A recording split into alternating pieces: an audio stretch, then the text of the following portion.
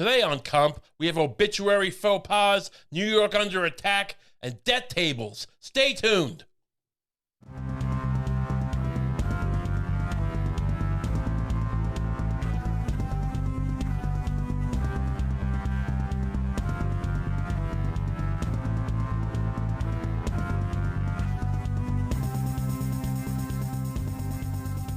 Hello and welcome to Kump. Hello. Hello, Lucy. Hi. How are you? I'm good. You are good. Wedding yes? planning is ramping up. Sure is. We're getting married, Yeah. which is wonderful, and it means I get to spend my life with you. And apparently, I have to create some kind of altar at the reception with icons of dead people. What is this? Are we building a church? Look, it's traditional to have a table that's honoring the dead, honoring your dead loved ones who would be at the wedding, probably, but can't be because they're dead. And so you put their pictures on a table. What tradition is this? Is this amongst funeral directors? Amongst people who worship trees? Whose tradition is this? It happened at one wedding we went to. That's as far as I know. It's multiculturally traditional, I think. Because what if, okay, so let's say, you had somebody very close to you who maybe would be involved in the wedding, right? Yeah. But they're not there. What, are you just going to pretend they don't exist? You do a proxy dance for them. You have someone from the wedding party, perhaps, maybe your mother, maybe, a cousin or brother, dance with you in place of that person in beautiful honor and great ceremony. Well, I think that's also a sweet idea, but and that's nice, and it's not there the whole time. It's a thing you do after dinner, maybe after the father-daughter dance. Yeah, those things. It's done. It's a nice little thing. You don't even do a whole song. It's out of everyone's mind. Then they get to eat cake, and you throw the panties at the bride throws her panties at the men, or whatever happens at these weddings. You're describing is a permanent fixture for the whole duration of the wedding that people can just kind of walk by and look at and gawk at. Yeah. And see, I think the proxy dance is a nice idea, but the problem is there's no visual representation. The person. It's not like the proxy is wearing a mask to look like your dead loved one. You want to be able to look at the face of your dead loved one. I'd prefer the mask. We have the technology to make a mask. It won't be great. We can print out a picture. Or we could make a deep fake.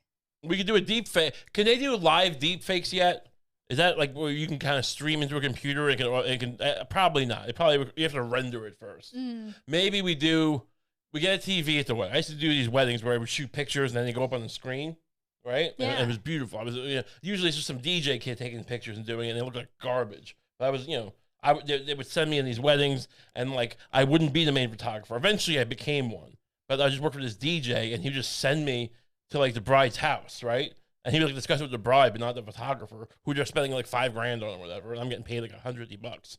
And they're and I'm whatever. I'm gonna look. I don't have the materials to sell my pictures yet, my wedding stuff. I haven't shot weddings at this point. Or what I did was for very poor people who had it didn't look great. I mean, I'm not blaming them. I'm just saying, do poor people have just worse lighting surrounding them at all time? First of all, by poor, I mean people who don't want to drop $80,000 on a wedding. Right. So I mean, let's call it what it is. But that's the market you're trying to get into. You can't do some backyard wedding, where there's tires in the backyard, and then and they're serving shrimp in the hot burning sun. Yeah. And also, poor people just look worse in photos. They do. Yeah. I mean, it's like second marriages, which is fine, but everyone's no one looked comfortable. Everyone was very sweaty.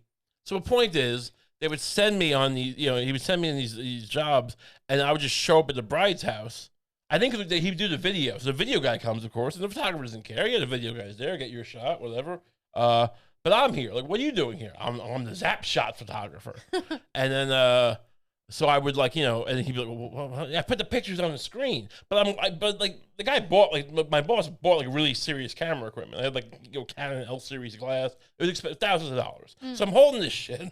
He's like, "What's your game? What's your deal?" Because he's trying to sell pictures, right? Right. He's gonna send them the proofs, and you buy these albums. He's trying to Gary Fong this couple up, trick them into making a collage, and so they hated me. I was just despised by it's the worst way to make contacts in the business, but I was good, so they would go up on the screen, and then they didn't like it because it was good, and I proved my mettle. Sometimes they would they would come around and go, "You're actually all right." But one guy was really mad because like I was it was a really crowded like yacht club building, and there was like a huge crowd of people, and they were like, I was in there in the midst, in the shit, just getting shots during the first dance, and he I guess was up in the corner with his like old medium format camera on a stool.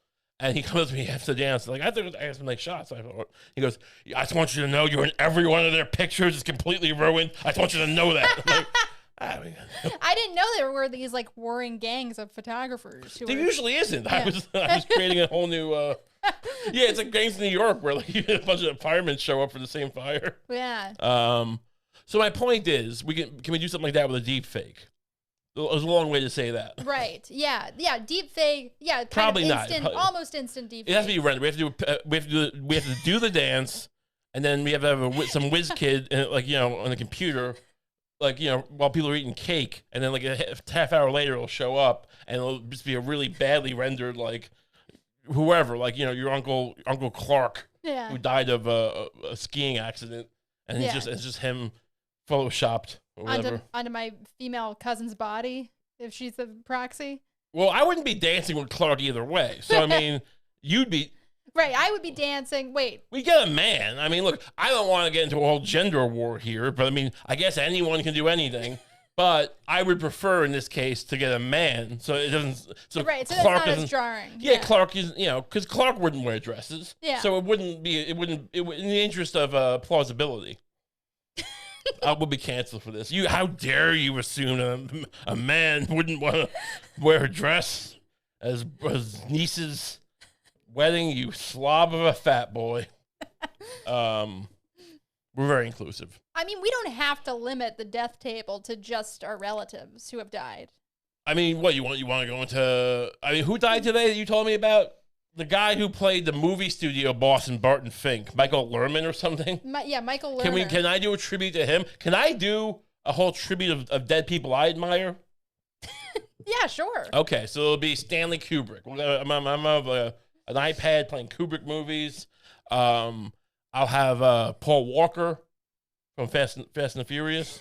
Ryan Dunn from Jackass. Both two great men cut down their primes in fast cars. Remember Ryan Dunn? Oh, yeah. Bam Margera's friend? Mm-hmm. He's getting honored. Maybe Bam will show up to the wedding. If we tell Bam Margera that we're going to do a tribute to Ryan Dunn at our wedding, would he come? I don't know, but I would. I mean, if he doesn't, it's kind of disrespectful to his dead friend. It is. I mean, I saw him once. I held the door for him, I think. Or I just got startled opening the door at the butcher shop where I work. He was walking in as I was leaving. And, yeah, whatever. I mean, it wasn't like meeting Al Pacino. He didn't have the same kind of poise. Right. But whatever. I mean, he's Wait, but you actually met him? You introduced yourself? No, hello. I love the thing you did that made you become that ruined your life.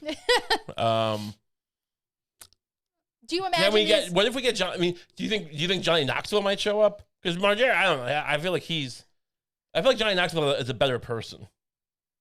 Even though Ben Margera was closer to that guy, I feel like if we sent this letter to Johnny Knoxville, he might be like, you know what? I'm a man of the people. And then when he gets there, we convince him to like nail himself to a cross or something. Is that possible? I mean, he's there anyways. I mean, look, I appreciate you being here. I mean, I went out of my way to honor your friend. These people don't care about him, the guests. Yeah. You got to get something to them. So maybe you can kind of, I have these nails and this hammer. Maybe I'm not saying you have to these aren't big nails. These aren't they aren't 9-inch nails like Jesus, supposedly got nailed with. Right. They're just, framing nails. You're not gonna be stuck to the cross. We're just nailing it, nails with your hand. Wait, is the idea that this is something that similar to what he would do on Jackass? I think it's more of a Steve-O thing probably, and he wouldn't do that. But I mean, it's. Yeah, I don't know if they would necessarily. I mean, maybe they would actually. Maybe they would crucify themselves. Yeah. Look, I mean, give them 10 years. They're running out of ideas. Yeah. But this is a bargaining position. And then he goes, "Look, I'll just rub a rock on my dick or something." Like I don't want to do the cross thing. You start high, so he because he'll feel bad. He'll want to do something. Come on, you're a showman. Aren't you a showman? Now, is this still somehow related to the honoring of the dead people, or is this just entertainment? Well, he's there anyway. So what, we're gonna lose the opportunity? Right. I mean, he's there because I'm honoring Ryan Dunn. Do you honor Ryan Dunn to get Johnny Knoxville there? One of the jackasses. Yeah, that was the idea. But I also love Ryan Dunn. I mean, I don't know. I mean, he might have done bad. I mean, who knows? I'm not gonna. Maybe it's best to keep that in the dark. It's never occurred to me that anyone should have to vouch for the moral, Right. Yeah. Fiber of the jackass guy. Sure. Yeah. But what if I honored Stalin? I mean, he's dead. It's not great. That's true. Yeah. Yeah, it's complicated. Can I get a Stalin thing? Can you honor Stalin at the death table? I'll make it clear that it's just. I mean, look, it's the volume of people that's becoming a concern more than Stalin in particular. I mean, is this going to be its own separate death table, or is Paul Walker's picture going to be next to my dead mother's picture? What's going to be? Are there going to be two death tables, or are they all getting combined on one? I mean, is your mother? Do you think your mother's better than Ryan Dunn or Paul Walker? Was your mother a movie star? Not necessarily, no. I mean, I don't think she would be. If she was sat at a table at a dinner party, rest her soul, God bless, and next to Paul Walker, would she be like, excuse me, I don't sit next to beautiful, attractive movie stars. No, I think she'd be happy to be sat next to Paul Walker. That's a great. Look, he died young, but there's nothing to say about him, right? Maybe he got a little reckless while he was driving. There's conflicting story. Maybe he didn't. Maybe his friend was driving. Yeah. That doesn't make him a bad guy either way. Yeah, you're right. Yeah. Paul Walker. I want him. Paul Walker gets front row for sure. I'd like to maybe bring him into the main room. Actually, now I'm thinking about it. The main room? Yeah, whatever. This is gonna be off in the corner somewhere. But maybe we'll do a Paul Walker on the dais. We'll have a Paul Walker thing. Where we sit. Everyone gives their toasts. And we'll just have some Fast and Furious DVDs. Maybe there will be. We can actually do that because we can have our own little sweetheart table. But in between us, there will be sitting a cardboard cutout, a life-size cardboard cutout of Paul Walker. Ooh, if we're gonna do that, can we also get Screech? He died too. That's true. Yeah, he did die. Yeah. Dustin Diamond. I don't want. I mean, that's just. You spend your whole life playing this nerd. I mean, he made money off it, but life didn't end well. And I'm just sitting here calling him Screech like a scumbag. Well, Dustin Diamond. It probably was a high point for him. Sure. I mean, when your life turns to absolute rubble, and you're in constant pain and constant turmoil, and you have battling demons from a life of childhood acting. Sure, that was the high point, I guess. It beats the painful death by cancer, I guess. But I don't want to speak for him. Anyway, last thing. Can we set up candles? We saw the wedding that we were at in November, and there was just a table and pictures. It was like, all right, this is fine. Can we one up them and have kind of a old school Italian church where people light the candles and the pictures of the saints? Can we do that? Can we have a bunch of candles and those weird things you put the candles out with, and a knife that you can do a little blood thing with? With when they go, they slice their hand. This is getting into the Santeria territory. Maybe we do a little sacrificing at the wedding. Yeah. I'm not, you get a pig or whatever. I don't even think they get pigs for Santeria rolls. They just get a pig heart from the butcher. We pick one person from the death table? Maybe we could even put their names in a little hat so that it's random. Mm-hmm. We pick out one name and try and raise that person from the dead through ritual. I don't hate that. Yeah. I kind of like it. Get a slaughter a chicken. Now we're doing this anyway. Here's the thing. I've talked before about how when we worked at the morgue, we would find like a heart, right? Like a cow's heart, and someone would like had cut it open, put a piece of parchment paper inside, and sewed it up. So like we had like I take pictures while they were examining this, and there's people's names on it. It's a curse. I don't know. Can I do that with my vows for the ceremony? Can I pull a pig's heart out and then cut open the sutures and then rip out the parchment and say, Lucie, when I first met you, I was mesmerized. You were as beautiful as a pig's heart. Something like that. Maybe I don't reference the pigs. It's a little on the nose. 1,001 pig hearts couldn't stack up as high as my love for you. It's a little less direct. Yeah. Can I? Do the vows have to be pig heart related? I feel like the spectacle of you cutting them out of the pig heart kind of sells what you're trying to sell. All right, fine, deal. I won't reference the pig heart. But, and that's how you negotiate, see? Yeah. You start high. You say, can I bring up? And you bring up. I don't want to bring up pig hearts. But she agreed to it because at least I'm not saying pig heart 10 times during my speech. And now I get to bring a pig's heart out and cut it open. And it's magnificent. The majesty of it. Yeah. It sends chills down my spine. You're a master. Master negotiator. I should not be a failure. I don't know why I am. It's not negotiating, apparently. It's something else. Anyway, moving on. What is going on? There's a story here about a teacher in Florida who has been fired. Swiftly fired. And you would think, based on the recent news, that what were they doing? They were telling kids about, hey, what's your gender? Yeah. What do you like to?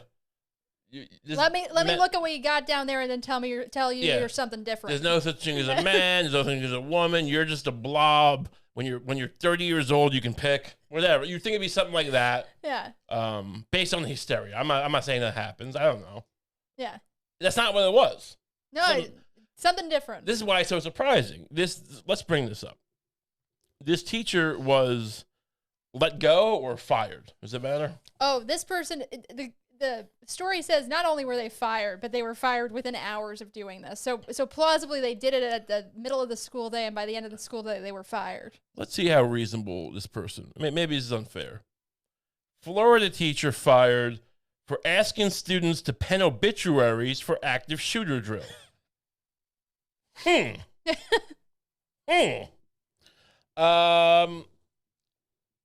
gotta tell you, I don't think that's a great idea. I don't think it's great either. I mean, so what? These kids. Apparently, let's read some of this article. Let's not speculate. But also, it weirdly seems like something you would do if you were a teacher.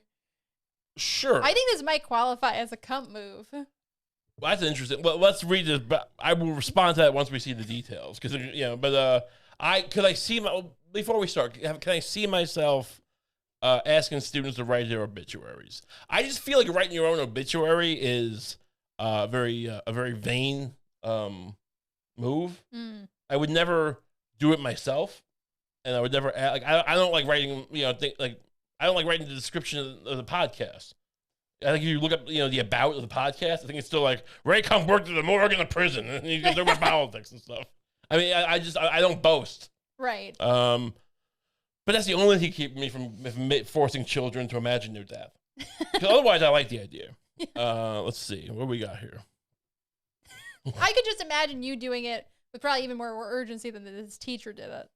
Yeah, it was just like, write your obituaries, kids, because you're going to die today. Oh. They're just trying to get really into the world of the story of the active shooter drill.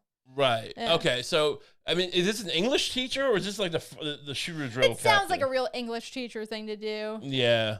It seems. I'm not sure what was trying to be taught there, except maybe that what lesson could you even learn? Are we saying like? Are you supposed to are we trying to blame the kids who do get shot? Right. It's like you could better really imagine what it would be like if you were dead, so that you try extra hard not to get shot. Right. Yeah. Yeah. Don't go. Don't be a lazy bones about getting shot at. If you have the opportunity to run at the shooter while he's pointing the gun at you, maybe do it. I mean, it's better you than me. That's what they're saying. I guess I don't know what they're. But let's take a look at the article. We have it right in front of us. Yeah. A Florida teacher who was fired from his school after asking his students to write their own obituaries in advance of an on-campus active shooter drill says he has no regrets about the assignment. I love it. Wow. That cost him his job. Quote, it wasn't to scare them or make them feel like they were going to die, but just to help them understand what's important in their lives and how they want to move forward with their lives and how they want to pursue things in their journey. The dismissed psychology teacher, Jeffrey Keene, told NBC News. I mean, first of all, is it a high school? This is a high school, yeah. I mean, did you have psychology at your high school? I don't think so. That's a strange class to have in high school. Yeah. Maybe it was an elective or something, but possibly. I'm not sure. I don't think so.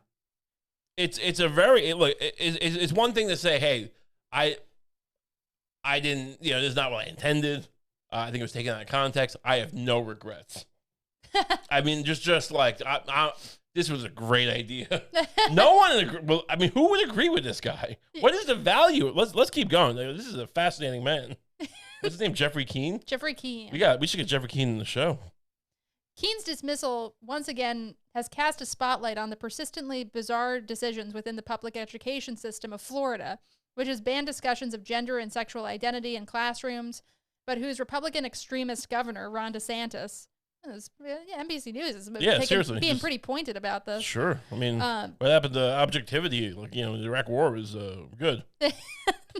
Staunchly supports keeping the guns which help fuel school shootings across the country as accessible as possible. I mean, there's a lot of assumptions in this. It seems like an editorial. No, I mean, it's pretty. I don't look. I'm not some Second Amendment superstar.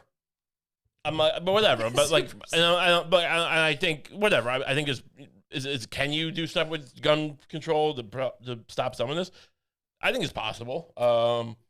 We should definitely have a discussion, perhaps. But whatever. If you, I'm not going to argue that now. But to just, I mean, immediately just declare they're fueling it. I mean, it's for an op-ed it's one thing, but this is like supposed to be NBC. I don't know. Right. I mean, and also it's like, let's be honest, it's not just the availability of the guns that's fueling this. Of course, it's not the only thing. The media has kind of fueled it. The mental health crises have kind of fueled it. Sure. Like, it's all kind of part of it. Like, it's like, right. Yeah. No, 100%. And so, it seems like an odd thing. Yeah, I don't know what happened to journalism. Oh, I do. Yeah. I was alive for the past 15 years. Yeah. I know. Anyway. We know exactly what. Right. It's been about this bad for about 10 years. Yeah, and then the 2000s weren't much better. Yeah. According to NBC, Keene learned that his 11th and 12th grade students at Dr. Phillips High School in the Orlando area would be rehearsing how to respond to a shooting attack. Rehearsing? Is that really? I mean, I guess that might be the word, but it seems odd. Okay. Practicing, maybe. I mean, rehearsing. I guess you could rehearse a drill, but it seems odd. Weird choices all around. We should really have more funding for musical theater active shooter drills. I mean, do you remember when those guys would come, like those group? Did you ever have a group come to your school, like a traveling troupe of like? Yes. Yeah, I forget what they were called, but they were like do drunk driving things. Oh, ours was just like shitty Shakespeare actors. Oh no, we'd have these guys. And I don't know what I think they were just hired. I think they were like trying to be actors probably, but they would come and they would do like these like skits about like drunk driving or drinking at a party or premarital sex or whatever. I don't know. What would they be like? Like, do you remember any of the details of them? No, it's a typical like it's just like a very special episode of Saved by the Bell, for instance. Like where ooh, the pills. I'm so excited. One of those type of things. Would they be pantomiming everything? Like, yeah. There'd be a lot of pantomiming. Oh God. Oh, terrible. Yeah. No, they were. It was like a black box theater, but in your school. Oh. Yeah. That's disgusting. And so they should get those guys involved. Like, is that what you're referring to when they see rehearsals? Maybe. It would be great if the active shooter drill they stopped actually doing it like a fire drill. Right. And yeah, they just made it a performance. That would be more useful. Yeah. And who gets to play the shooter? a young I mean, like this could be someone like the next who's that kid? Not a kid anymore. I always bring him up. Chalamet. The next Chalamet could be performing as a school shooter in some Florida school. And he'd do a monologue about how he's addicted to porn. Wait a minute, Becky's and what? Becky's and Stacy's. Stacy's and Becky's won't touch me. This is the only way I can make my life matter. I don't know. you like we trying to make it like. I mean, these people are never like they can't even. Most of these shooters, I imagine, can't even speak properly. They can't communicate well.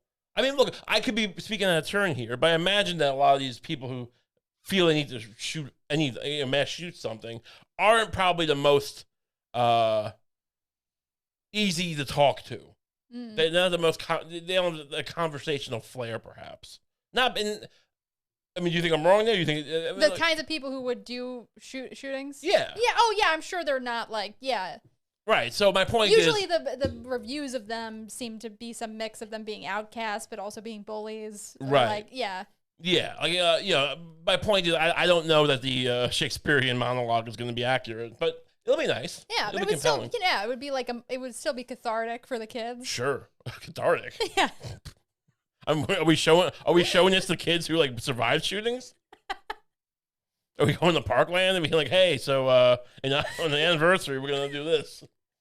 If any of you want to play yourselves in the thing, let us know. We might. Yeah. We Obviously, might, like, if the trauma is too raw, we totally understand. But would you want to participate in a theatrical reenactment? Non-speaking parts. Yeah. Those are for the actors. But we really think it would lend it some authenticity if we had real victims. Plus, just like it would just shield us a bit. Survivors. Sorry, I meant to say survivors. Oh, you can't say victims. Yeah. Yeah. I think But also. Wait, are you not allowed to say it, or is it just not accurate? If I called like David Hogg a victim of a school shooting, would he be offended, or like?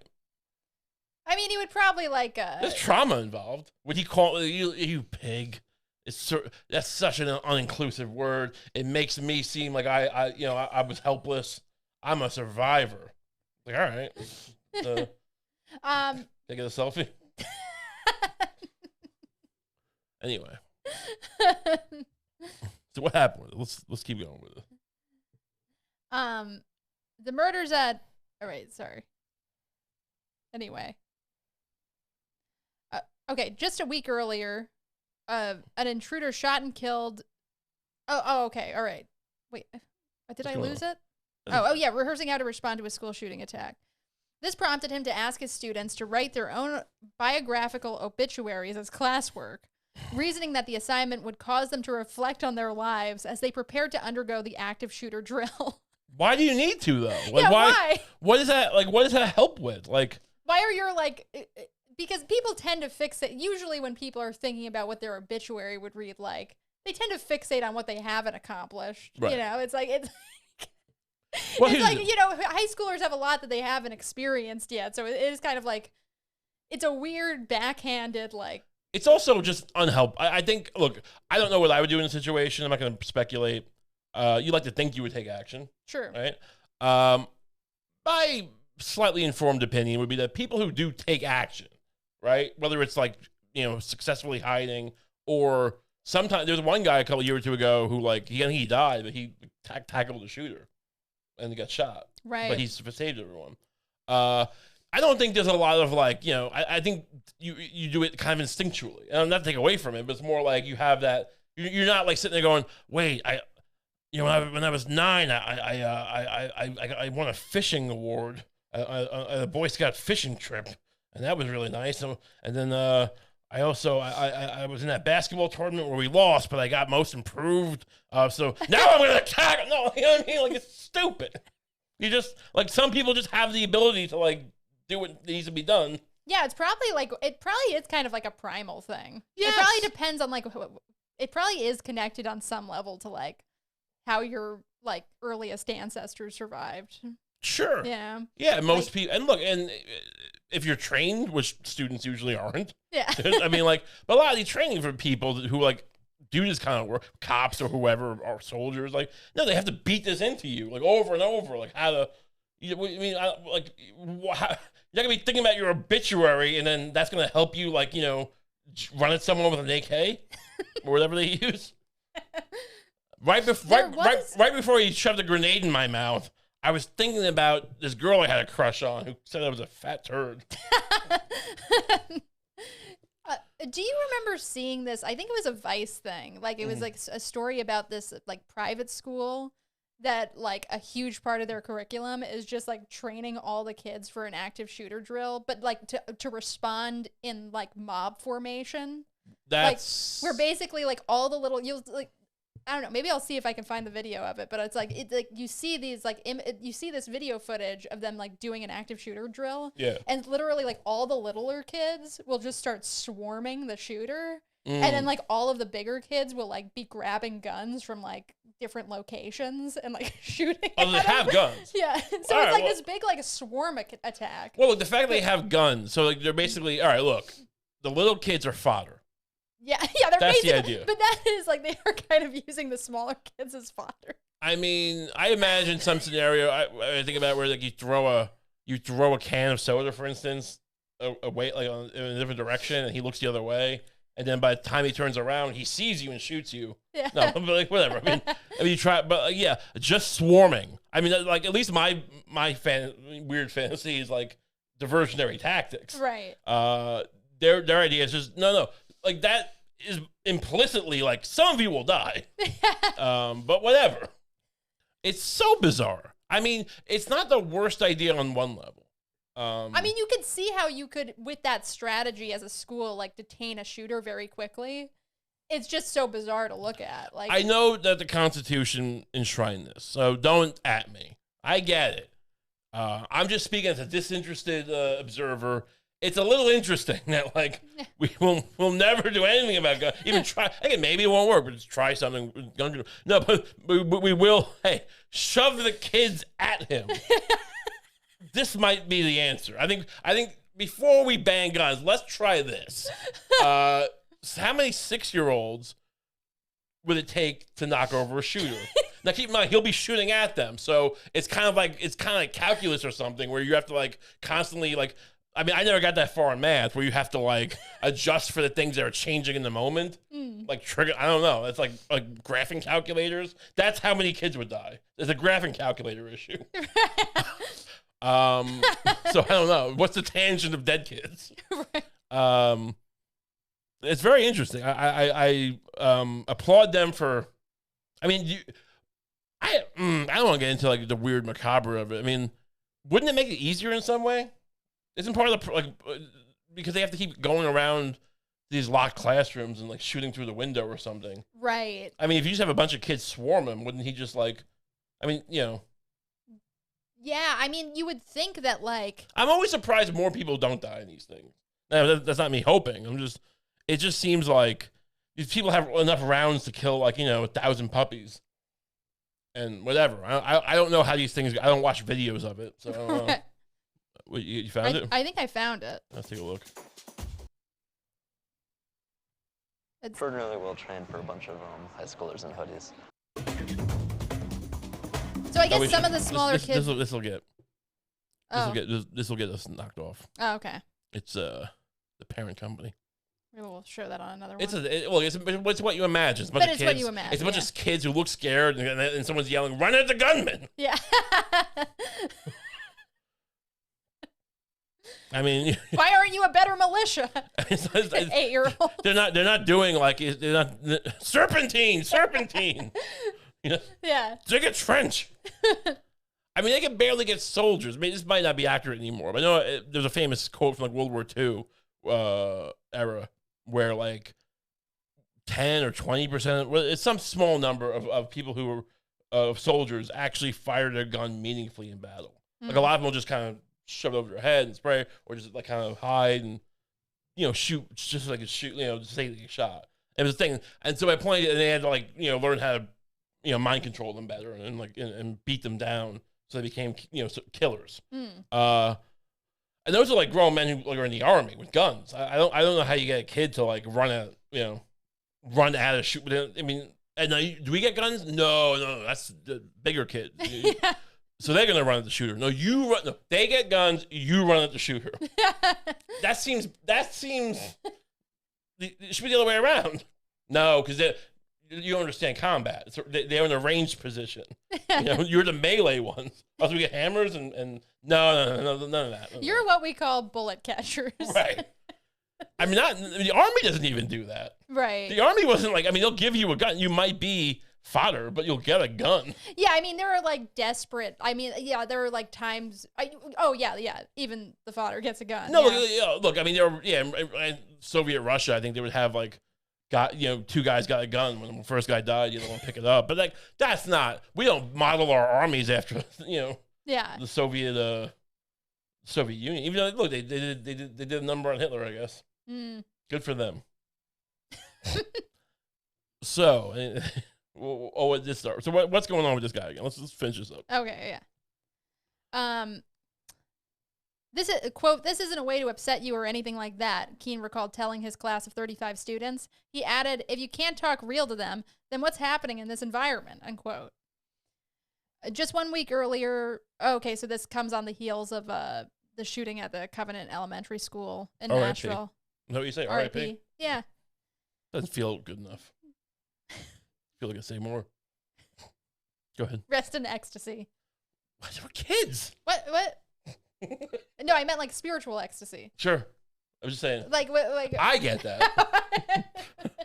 I mean, in this political climate, get that. You don't want to. It's fine. Ecstasy is better than peace. It's fine. Right? It's not. We don't have to cut it. I'm just saying. No, the Bible says ecstasy. I think sometimes. Yeah. It's just whatever. I think of it as like the Michelangelo's ceiling or something. Is it Michelangelo? Not Michelangelo. Maybe it's Michelangelo. No, you could be right. I don't know if you knew something I didn't know. I feel like I've heard it pronounced both ways, but when you say Michelangelo, I just think of Michelob Ultra.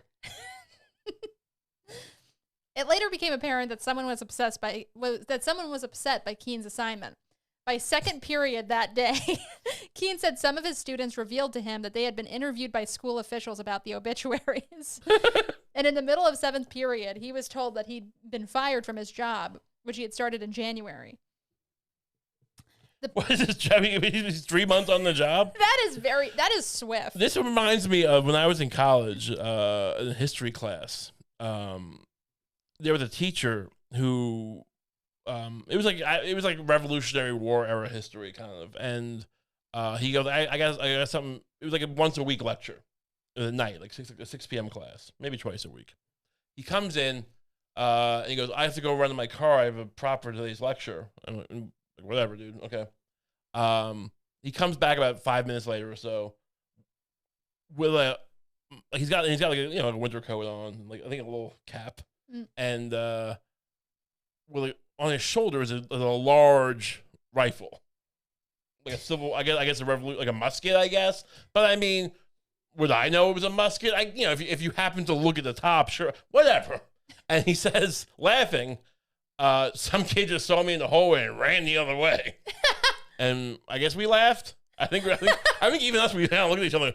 All right. Now keep in mind, I forgot a detail here. About 3 weeks after 9/11. Oh my God. So, about 10 minutes later, there's a knock at the door. It's cops. Oh my God. And he is, in front of our eyes, arrested by the cops. Not dragged, escorted out of the building. We kind of followed him and watched him get put into a police car. And he's like, "Get home, you guys. Get home safe, okay, guys?" And they're shoving him into a police car. And he was back the next week, though. So that's the weirdest part of it. Wow. I mean, I don't know if they charged him. Of course, I was going to say, of course, he didn't do anything wrong, but he did. It's just an insane thing to do. I mean, put it in a gun case. It's a weird thing to not call in ahead of time. Call ahead. Tell the dean. Get clearance for it. Maybe have a gun case for it. I mean, it's I think it's an heirloom. Maybe it's a replica. But either way, you probably paid a couple $100 for it. He probably. I mean, at least from the way you're telling it, it seems like he was enjoying the spectacle. Of course. Of having it over his shoulder. Of course, he liked the idea that you think I'm doing something wrong, but I'm a teacher. And it's like, well, this is a police car. Get in.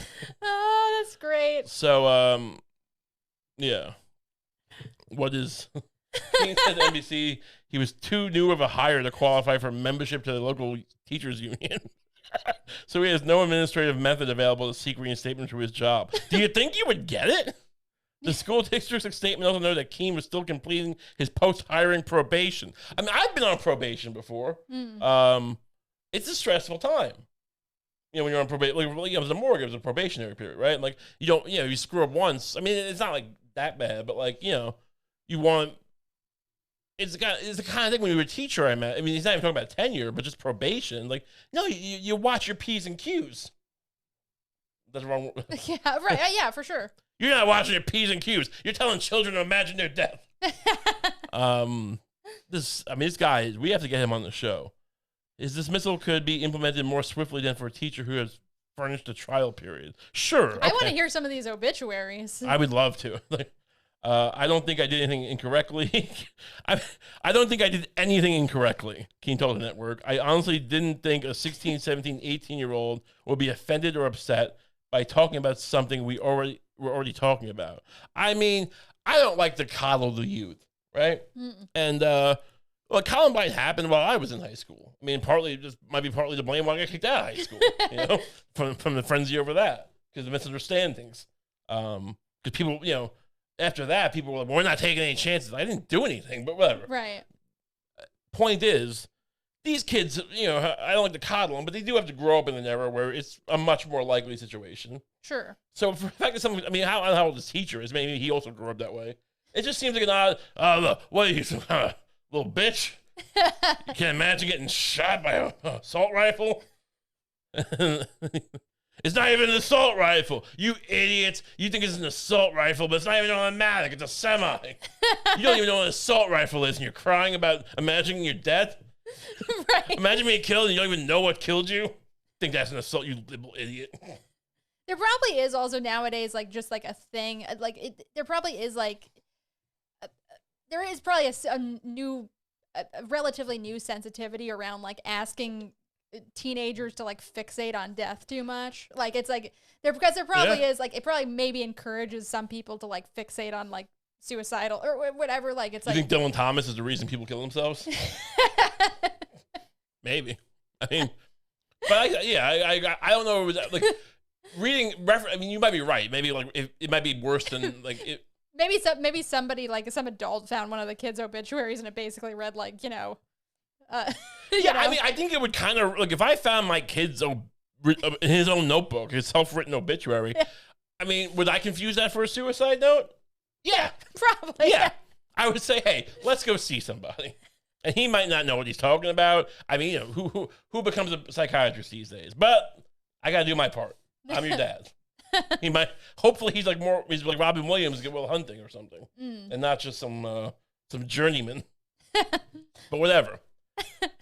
I kind of like that he's like he's standing his ground so much though. I mean, like, well, this is kind of like when someone like, you know, does something to a kid in a trial. They're like, the kid asked me to, and it's like, well, you know, that's not really a thing.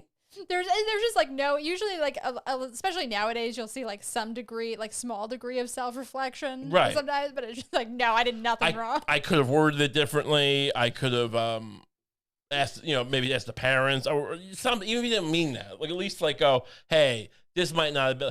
How does that look if you're trying to get your job back? Which I know you're not in a union, so you can't, I guess.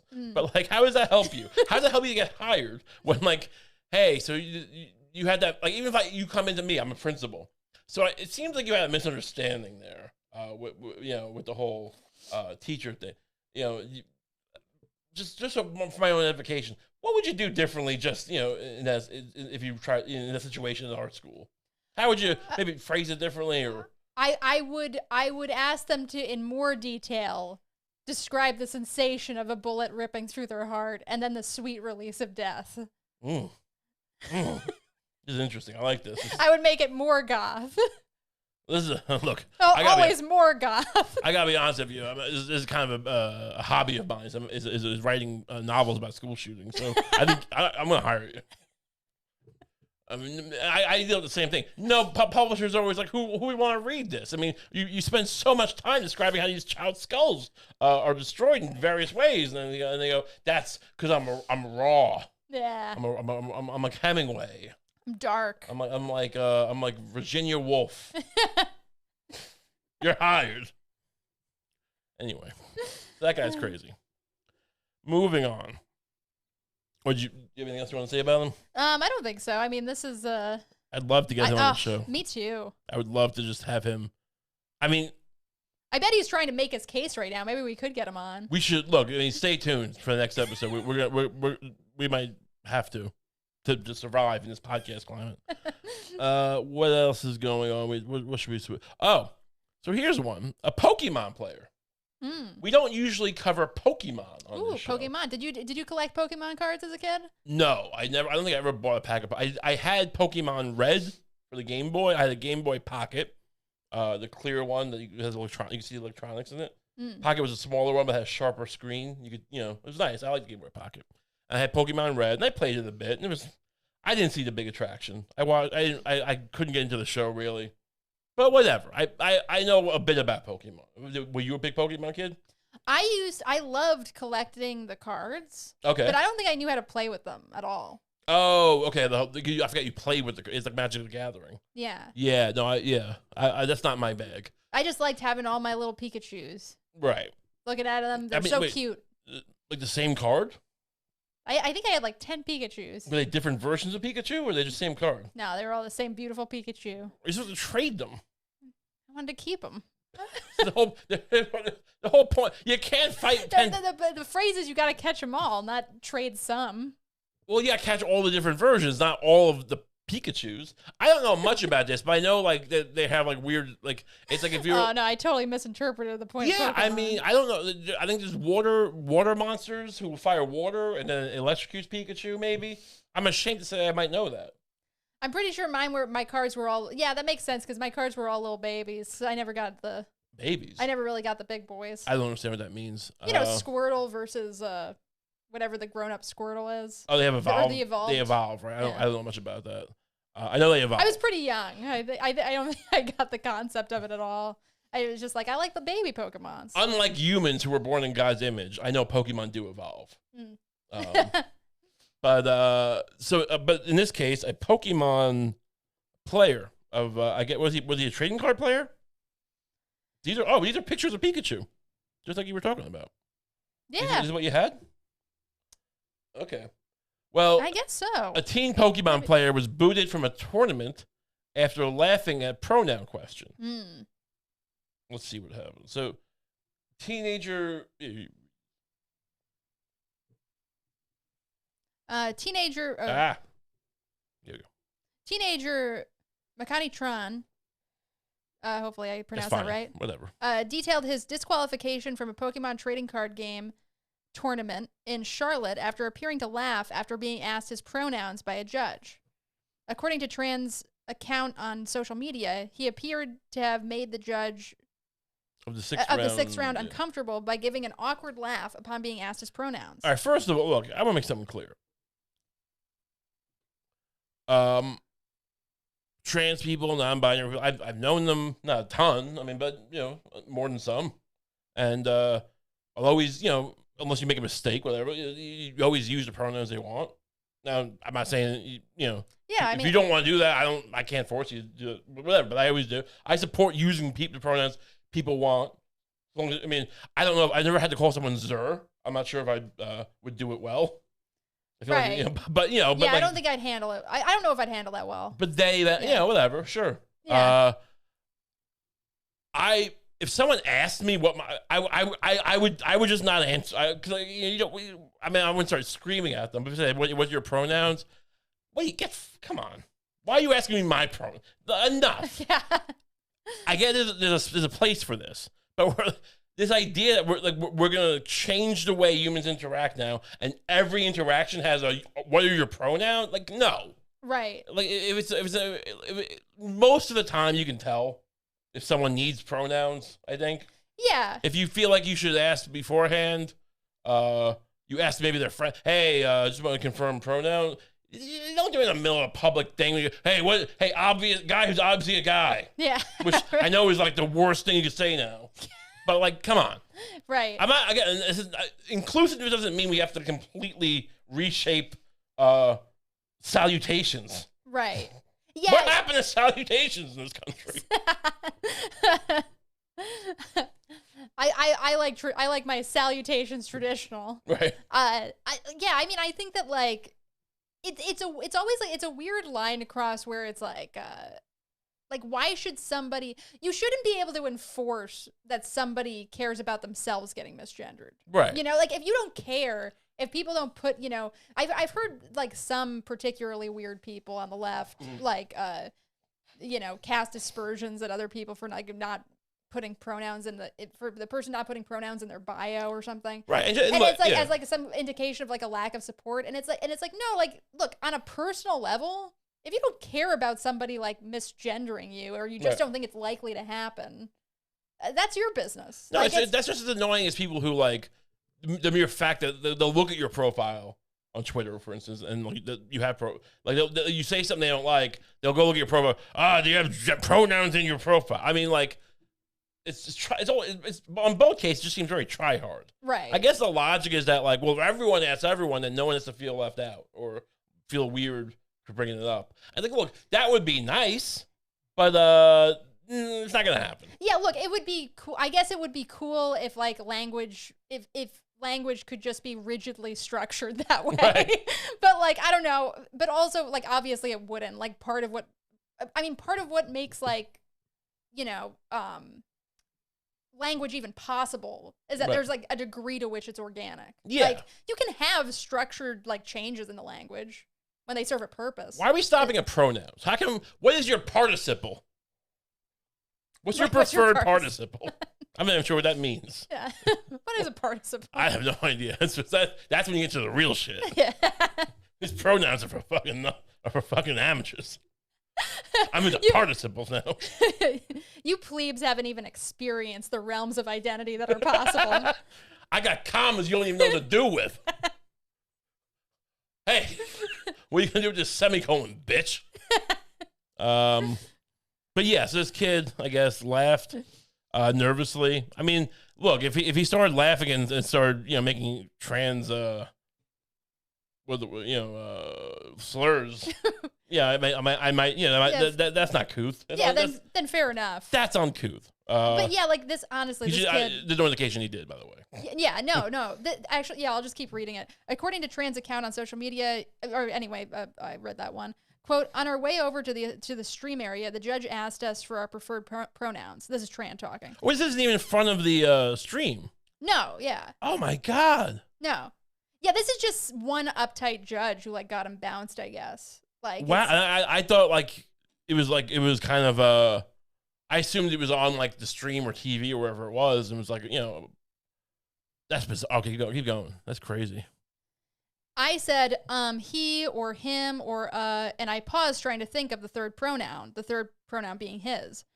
As I just stood there looking stupid, trying to think of the third pronoun, I felt embarrassed because I was failing to think of a simple word. Due to the nerves and me being embarrassed, I let out a little laugh, just a normal, nervous laugh.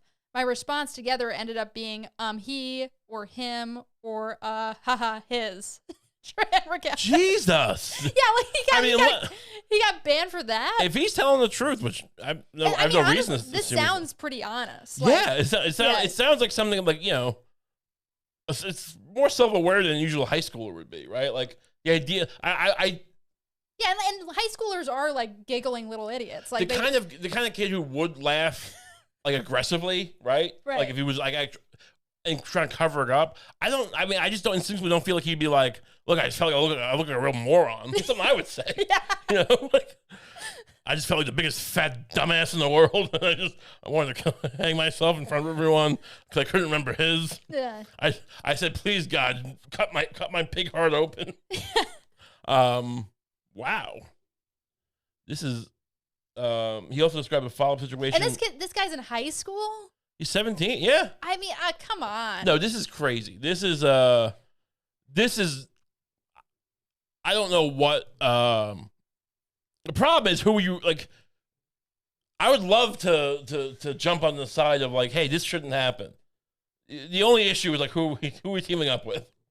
In this case, Fox News. Well, not just Fox News. I just mean like it'd be so much easier if there wasn't like a ton of people just calling them all, you know, pedophiles and And yeah. whatever. I'm just saying, but this is insane. This is literal insanity. Yeah, this is crazy, and it's like also, yeah. I mean, I feel like I just said, but it's like, but I mean, you've experienced that to be true too, right? It's just that like teenagers in particular, they'll laugh at everything. Oh, there was a kid. I remember the original. You ever see the original Scared Straight? It was when they brought kids, like high school kids, to a prison. Right. Yeah. And this guy. And they had a reunion like back in the 90s or 2000s I watched, and they showed the original. And there was this guy who was getting in the face of one of these kids, like some Opie-looking kid, some redheaded, skinny kid, gawky. And like he was kind of like, he was getting, it's not like they were going to hit you, but they get in your face and he starts like, you bitch, I'm going to eat. You know what I'm going to do to you if you come to this prison? Oh, me and my boys, we're going to shove you into this corner. We're going to, I don't know. It was the 70s. I might just say, well, rape you. Yeah. Right. And he was like kind of laughing a little bit. And then it got worse. Yeah. And then it escalated. And he was talking about it. He's like, look, I was a kid. It was like, now it was like 10, 20 years later. I had this nervous laugh, which I didn't bring up just because I was so nervous. But like, I have a nervous laugh. And I gotten over it because I'm older. But that's why. So the guy, he thought I was laughing at him and his threats to rape me. But I laugh when I get nervous. Now maybe he's a liar. I don't know. Maybe he was just like, I'll never go to prison. I'm from a good family, bitch, or something like that. And like whatever. But I assume he wasn't lying, and I assume this guy's probably not lying. Yeah. Oh, and then there's like, okay, so there's one more part to this story. And even if he was laughing, it seems like look, even if he was like, what? Yeah. I mean, like honestly, the guy would hate me because I support trans people, whatever. But I'm like, if you ask me my pronoun, I'm like, I wouldn't even say he, him. Like, I'm good. Yeah, whatever. I would just say whatever. No, what are your pronoun? I'm not answering that. Like, I'm just not. It's just I'm not offended by people using it. The idea that I have to now say it's so annoying when people are just like clearly ignoring the obvious. Right. Like, it's like, yeah. This has to be everything now. Right. Like we know when we need them, we'll use them. And also, it's like, why are they doing this weird, like, mini Inquisition right before they go to stream? They're about to dump a Charizard on a squiggle bitch or whatever they're called. Yeah. Hey, by the way, how do you identify? By the way, like, speak into the mic and tell us your like, it's like, but this couldn't have been filled out in an email form? So, I have a question in two parts. One, what method did you use to evolve your Squirtle? And two, at what age did you realize that you were a man? I'm waiting. Yeah. It's who ran this fucking thing? Honestly, I could see that becoming a thing. Not only could you list your pronouns, but could you list how long you've had those pronouns for? So look, I mean, what I thought the whole point was like for people to care less about gender. Right. To be less like to be more pliable. I mean, more like, look, there's usually a way things go, but sometimes it doesn't, and don't make a big deal about it. And people should do what they want, right? As long as you're not hurting anybody. And now it's just like, this is everything. This is before you feed your children, I want you to write your confession, your gender confession. There is a little bit more to the story that's interesting. So he also described a follow-up situation where the judge once again asked him and his fellow player Alex Shemansky for their pronouns. Tran admitted that he laughed at the end of his answer once again because of his nerves. Quote, the little laugh at the end was because I was trying not to be awkward and because this is such a teenager thing. Like, I was just laughing because I was trying not to be awkward. That situation was kind of awkward. I was trying not to be awkward and because I was just stating the exact thing Alex had just stated, and it was kind of silly to me in that scenario, Tran wrote. So I guess he's referring to the fact that he's being asked again to give his pronouns, which is kind of weird. Yeah. The judge apparently responded, quote, okay, just wanted to check to be safe. I go by they, them, so don't be a jerk about it, unquote. I mean, I was never going to refer to you, but okay. Yeah, right. I was never going to think about you again after this moment. Like, that's such, look, honestly, am I getting in trouble for saying this? It's always a they, them. No, I don't mean would say like if you're like, I imagine it's one thing to get labeled to get misgendered as like I'm presenting as a woman, like, and someone called me a man, and like let's cut the shit. We all know people do that aggressively, right? And I get, I'm not saying you people should be put in jail for that, but it's shitty. It's a shitty thing to do. Even if you hate the idea of transgender, it's still, you must know it's a shitty thing. You're not being cool. You're not being chill, right? You're kind of being a dick. You're definitely being a dick if you're on purpose. Sure. And sometimes it happens by accident, whatever. But like if you're born a man and like someone calls you him instead of they, I don't know. It just seems like someone who doesn't know you, like, don't be a dick about it. It's such a weirdly aggressive thing. It seems like this person. It's part of the fun of it all. It's almost as if it's part of the fun. It's like, I get to yell I get to mistreat young people now. It's almost as if making any given situation about you is kind of appealing to some. I know that you think that you're competing here, but I'm they, them. So watch your ass. Don't fuck with me. And I love how it's like, it kind of does admit something that it's like, it's not inherently evil or anything, but it does kind of admit something that I've always sort of suspected, which is that the whole pronoun circle thing is really exclusively for the benefit of they, them people most of the time. Like, to the point where it's like, it's not even really about trans people. It's not even really about, like, when people mistreat trans people, it's usually on purpose, I feel like. Yeah, like, but it's like, except for in the case of they, them, because that's the one pronoun that's not, like, usually intuitive based on, like, anything physical. Like, and, like, there is no barrier to that. Right. I mean, there's no barrier to anything technically, but, like, yeah, you could just not, believe in the theoretical nature of gender. Yeah. And that's why, whatever. But it's like just admitting that it's like, okay, so this whole super specific reconstruction of the way we're introducing ourselves has really got nothing to do with most trans women, nothing to do with most trans men. It's got to do specifically with, like, non-binary they, them people. Like, like it's like, so this isn't about trans rights, really. Well, I don't know how the umbrella nomenclature works, but I see your point. Yeah. How dare you say I'm not trans? I don't know. I don't know what these people, what this guy, or I'm sorry, what they believe. See, I was a dick. I'm sorry. Anyway, this kid, and they upheld this, right? After the encounter, Tran was confronted by the head judge prior to the game, who asked him exactly what he said to the previous judge. Oh my God, what a nightmare! Oh, this is Brazil. Terry Gilliam is Brazil. Tran explained his answer while admitting that his nerves caused him to laugh, leading the head judge to escort him off the game stage. What? He described, this is where it really escalated. The head judge tells me that he was sorry and that it sucked, but I was disqualified due to Pokemon's. What does that mean when they put sick? I'm not sure. Sick policy. It's SIC, but it's kind of funny. Pokemon's sick policy. At this point, I'm at the verge of tears, but I tried my best to keep my composure. I just couldn't understand what was happening. I mean, look, let's be honest. If you're playing in a Pokemon tournament, you're not exactly like the archetype of gender normative behavior. I mean, or like you're not the captain of a football team. You're not the homecoming king. You're not the quarterback, Right. It doesn't mean anything. I'm just saying, you're already, like, this kid's probably not, like, the alpha male of his school. Like, this might be his only refuge from being, like, getting picked on himself for various reasons. Maybe not. Look, in this day and age, maybe Pokemon players are the alphas. I don't know. I imagine there's a good chance this kid's not exactly killing it socially. Right. And he goes to this tournament. This is one thing that he thinks will, like, give him esteem.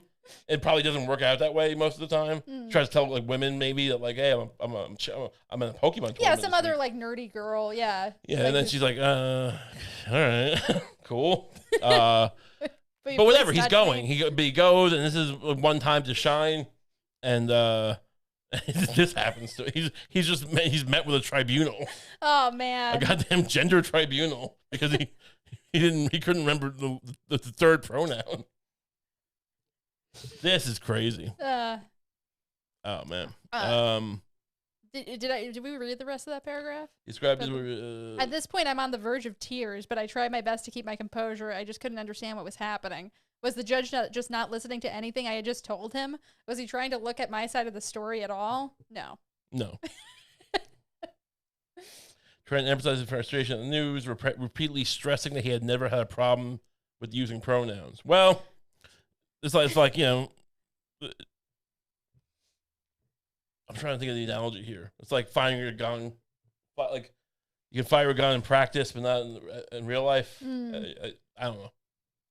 I wish I had Dylan Thomas said that. The amount of frustration I felt and still feel is just insane. I've never been treated so unbelievably unfairly and had such an opportunity taken from me for something I didn't even do. The judge said, which he believed, I had no bad intentions. I mean, look, even if he's got to wait. GoFundMe to do what? Help her fund his travel expenses. As Tuesday, the fundraise. I mean, this kid raised $1,500 to go to a Pokemon tournament. I mean, the GoFundMe, whatever. I mean, but like he paid $1,500 to go to a Pokemon tournament. I guess so. And they fucking disqualified him. Jeez. But also, like, that's crazy. I guess they're making money at this, perhaps. Yeah, I think the idea is maybe you win money. I mean, that makes it weirder and worse on all levels. Just this guy kept. I mean, one, because the person kept him from making money, potentially, but also this kid's like paying, making money off Pokemon, which I don't like. I don't like the idea of that. Of anyone, earning money off Pokemon. Keep it pure. So that's crazy. I don't know what to tell you. We should wrap this up, but I do want to cover one thing quickly, just because we brought it up in the intro. That's probably these intros. If we don't get to something, then it's like, what was he talking about? And it was kind of a strange thing.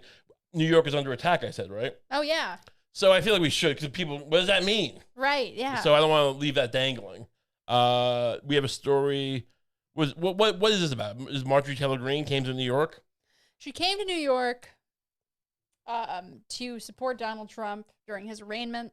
Oh, right. He was arraigned this week. Yeah. Sorry it wasn't the lead story, but, how many weeks in a row? This took so long from the time we found out. I feel like every show over the past few weeks, we've been, like, teasing with, like, well, Trump's going to get arrested tomorrow. Who cares? He went, they took him, I don't know, and he went back to Florida.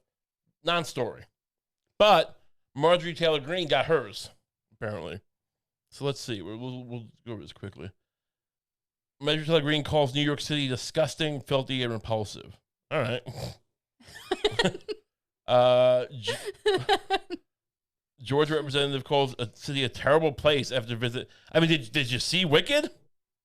Because you're not getting to Wicked? Is that the problem? What do you think about that? What do you think about this lady, this out of towner? She reminds me of John Rocker. I mean, he's John Rocker. Oh, I can't even repeat what he said, but like he was a baseball player. I think a pitcher who, well, you guys can look it up. I feel like if I repeat what he said, it's just going to be a problem for the censors. It was pretty visceral. He was talking, what am I going to go to New York and sit in the dirt, filthy subway next to some pregnant whatever and some and junkie with AIDS or something. Oh, and, man. Yeah, all this. It was like and worse things. This is tame compared to that. Yeah. So like I don't know. I don't know why these people are trying to be like these shock comics, but they can't even do what a baseball player does. That's Yeah. what, I mean, I think that's what they based Kenny Powers on. I think is John Rocker. Oh. At least that first statement. You mean Junior? Yeah. That's great. Yeah. Great show. R.I.P. Who's dead? One of the guys from I forget his name, but one of the writers.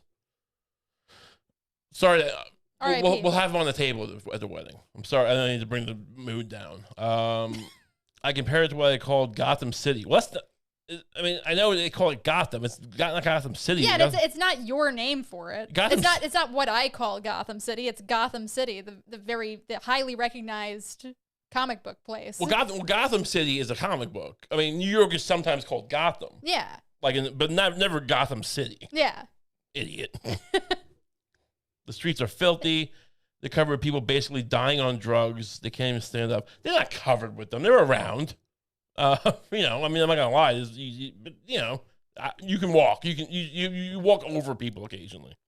It's not Skid Row. They're falling over. Sometimes people fall over. Sure. Yeah, sure. Yeah, I've seen it. There's so much crime in the city. I can't comprehend how people live there. Have you been to Halal Guys? Have you had the falafel? It's fantastic. So what if it's this guy fell down next to me and he's dying. I can't eat a falafel. Get lost. The blogger Aaron Rupert responded, imagine if why are we quoting bloggers? Imagine if the New York City Progressive AOC went on MSNBC and said this about a town in Marjorie Taylor Greene's district.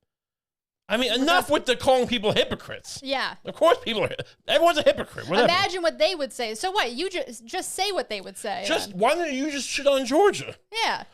Sorry, people, I'm sorry that, people in our town know how to drink, don't drink water out of the same jar that grandpa pisses in. Just make stuff up. Yeah, or just shit on her. Like, it's like, I think you smell. Yeah. I bet your pussy smells like garbage. What are you known for? Peaches? Peaches fucking suck. Get lost with your peaches, bitch. That's what I would say if I was the mayor of New York. Is she from Georgia? I didn't. Didn't it say Georgia? The Georgia Republican. Yeah. Oh, she. Okay, all right. Greene attempted to speak in park outside the courthouse in Manhattan. She was jostled and drowned out by whistle blown by counter protesters. I think I'm pretty sure the whistle guy was a guy who was a pro-Trump guy. He was just handing out whistles. They were at one point someone was like interviewing him and they were like, why are you handing out these whistles? Like, you're drowning out Marjorie Taylor Greene. Like, I don't know what's going on. It's a day for whistling. It's a day for noise. It ain't a day for talking. He was like there for Trump. Yeah. But whatever. I mean, sure. Why would anyone get that right? Yeah. So yeah, there's not much to say about this. I mean, it's just, I don't know. Yeah, look, there's some dirt in the city. Yeah. It's the greatest city in the world. Doesn't mean if you don't have people dying on the streets, your city sucks. We go to Twin Cities, Minnesota, Minneapolis. No one dies on the streets in White Plains, New York. Right. Yeah. Or what's another in Cleveland? Maybe Cleveland. I don't know. Maybe Cleveland, Cincinnati. Yeah. That's just a big suburb. Yeah. Look, they have a few buildings. It's fine. It's just like look. Yeah. Who is building your amazing culture you have in New York if you don't have drug addicts dying and filth everywhere? Amazing culture like what's that? There's a new Broadway play about corn. Oh right. It's just called Corn the Musical. You don't get Corn the Musical without a few heroin addicts popular dying on the streets on your way to work. It just doesn't happen. Those are all the heroin addicts dying on the street. Those are the people who didn't get cast in Corn the Musical. Yeah, you got to bring every winner. There's got to be like 10 losers. You like omelets? Do you? You know what I'm getting at. Eat your omelet. Shut up. All right. Thanks so much for tuning in. If you love this show as much as we do, which you should, and I believe you do, you might be interested in our Patreon. Patreon.com/RayCump. We do an extra episode every week. It's only $5 a month. I think it's a pretty good deal. So you can check that out. Otherwise, you can like and subscribe, please. I mean, we should always put this up front. I don't know why I put this at the end when people are just tuning out already. Like and subscribe, or we're gonna lose the house. Which maybe they want that. Anyway, we'll see. Otherwise, we'll see you next week. Have a great week.